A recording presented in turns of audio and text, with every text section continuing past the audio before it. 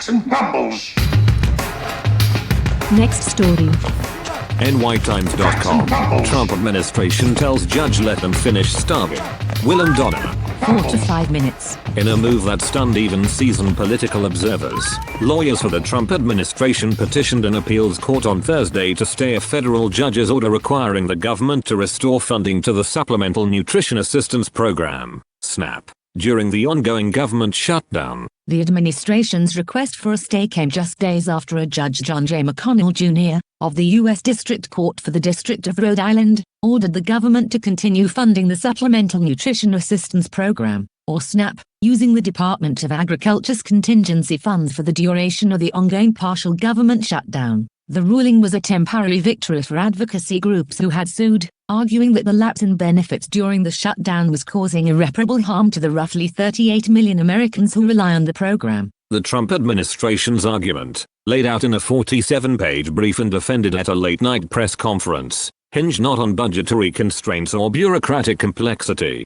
but on what officials called a long-overdue moral efficiency. How long have we been feeding the poor? Asked one senior administration official, donning the cowl of anonymous coward to speak freely but describing themselves as deeply committed to outcome-based governance. We've been doing this since at least the 1930s. We keep feeding them, they keep eating. They are always hungry. They will always be hungry. But if we let them starve to death, their suffering will finally be ended. Over time, our country's population will gradually fall to a level where everyone can feed themselves without government handouts. The remark immediately sparked outrage and fascination across Washington. At a briefing later that day, White House Press Secretary Carolyn Leavitt framed the administration's position as a bold and compassionate reset. The president believes in human dignity, Leavitt said, but he also believes in efficiency. Ending a cycle of dependency, even through tough love, is the truest form of mercy. This is about restoring balance, in nature, in markets,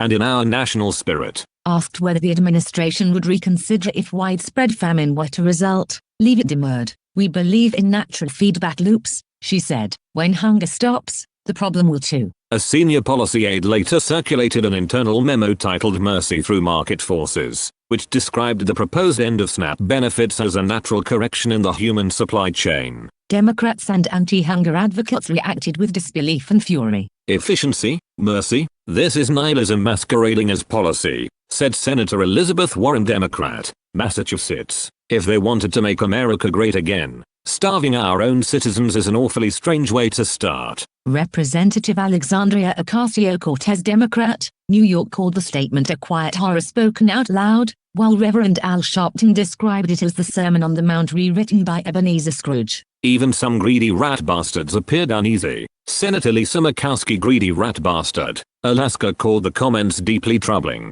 if they were indeed said, but stopped short of directly criticizing the president. We must make sure our compassion doesn't get lost in our calculations, she said. At the conservative Jefferson Institute, however, Dr. Curtis D. Blaine, a senior fellow in social policy, defended the administration's view. It will be a few years of really heartbreaking pictures on television, Blaine acknowledged, but then it will be morning in America. Sometimes the body politic must endure pain before it can heal. Economist Martin Felds, writing in the National Ledger, suggested that a short-term contraction in the welfare population could indeed lead to long-term productivity gains, though he conceded the optics might be difficult. In rural Kentucky, Tammy Ellis, a single mother of 3 who lost her SNAP benefits this month, had a different take. They say they're teaching us to fish, she said, but they took away the pond. Meanwhile, in Washington, administration officials privately maintained that history would vindicate them. One day, said the same senior official, we'll look back and realize this was an act of national mercy for the taxpayer, an endless stream of meals we no longer have to pay for. The appeals court is expected to rule early next week.